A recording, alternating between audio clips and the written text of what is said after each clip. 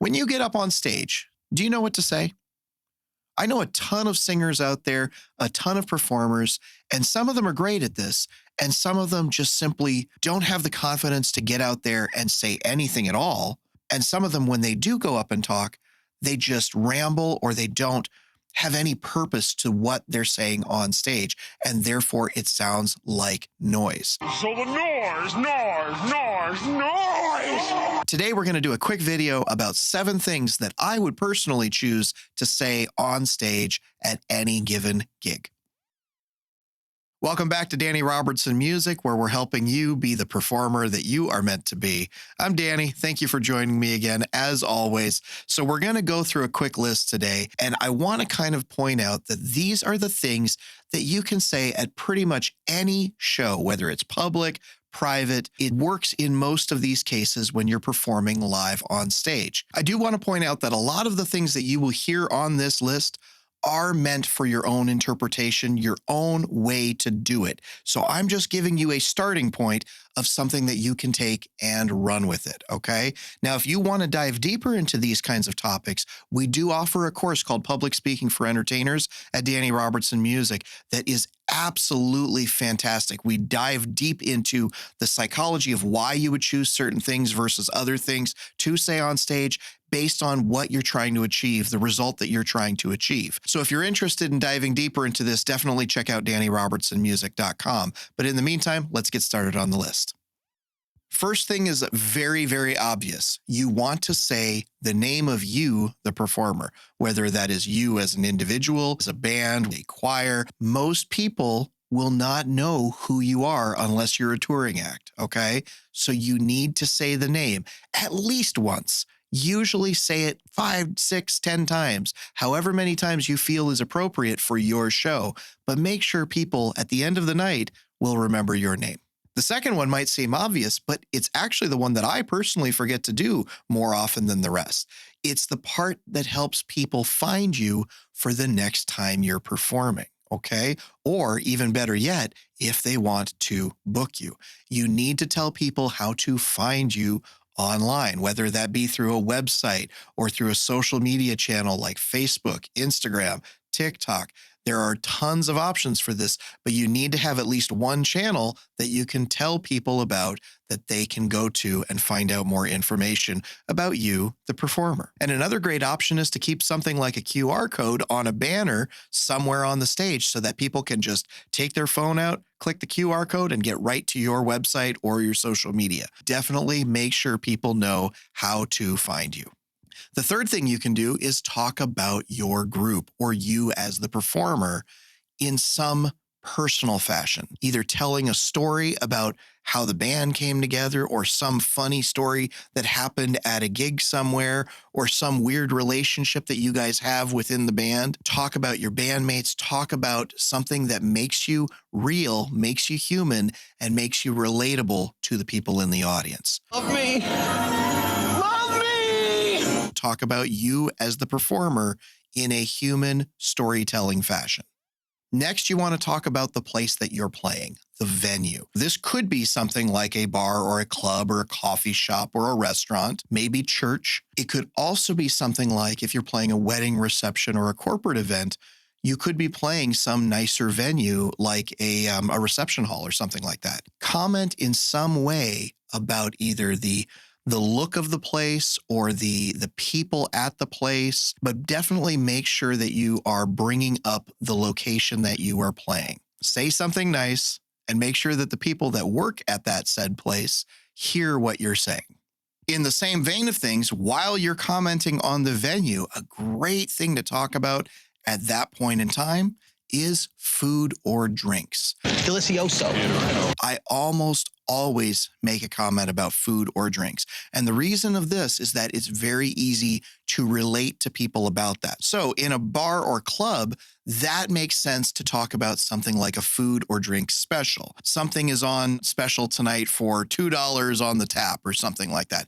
You can bring up something that is important to the venue to help them make sales in those cases. But this also works in private events.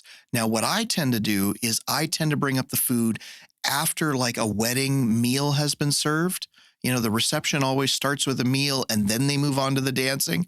And I like to bring it up as a way to say, well, we just ate a ton of food. Now maybe let's work it off by doing some dancing and having some fun on the dance floor. You bring up the food and how delicious it was, but then you use it as a launching pad for the next step of the night. People don't expect you to talk about it. You're the professional entertainer on stage talking about the food. It doesn't make sense, but that's why it works, because people don't expect to hear it. So all of a sudden you're talking about mashed potatoes or that awesome steak or the ravioli that they just served. That stuff works to get people's attention. And then you can use that to make the next step. Okay. So talk about food. So rounding out the last couple of these are a little bit deeper and more important as far as I'm concerned when we talk about speaking on stage. These are the things that will really make a difference in giving your audience a good show versus a great show. These are the things that if you can make it natural for you to constantly do, you will create a better experience for the people that are watching your show. So the first one, give them something to do. Give them an action item when you are talking to them on stage. Your audience is like a classroom of young elementary age children. They're waiting for somebody to tell them what to do. It's your job as the entertainer to give them those next steps. I am the captain now. So it's actually surprisingly easy to do. Think of it like this. Say the song, you're playing the song Wagon Wheel. What do you want everybody to do on the song Wagon Wheel? Sing along, right?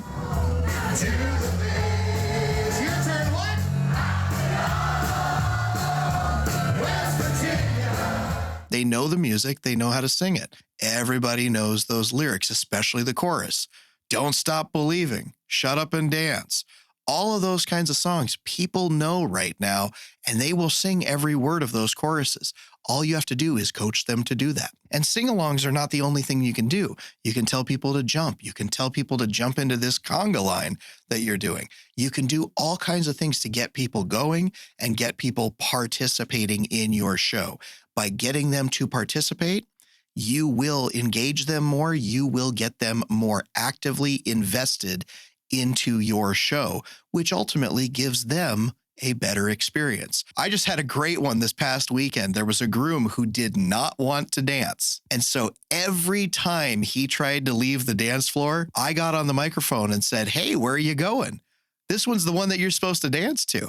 And I kept bringing him back over and over again, sometimes begrudgingly, but by the end of the night, he was so happy I did that because it kept him on the dance floor and participating in what everybody else was doing at his wedding. Get people involved, give them something to do. Last but not least, very much not least, try to use real names of real people in your audience. Just like in any other social situation, like a school, a church, a workplace, people want to be acknowledged. They want to be lifted up. And when you're playing a live show, the person whose name gets said all of a sudden has gone up a step in that social hierarchy because, oh, guess what? They know the band. We're talking about you, Bob. Right here. Bob, help me out here. I told you, I really know all of your names. Say people's names. Pick the ones that you know. Try to meet new people before you even start the show, because believe it or not, that gets people engaged, that gets people invested, and that's what gets them to have a great experience at your show.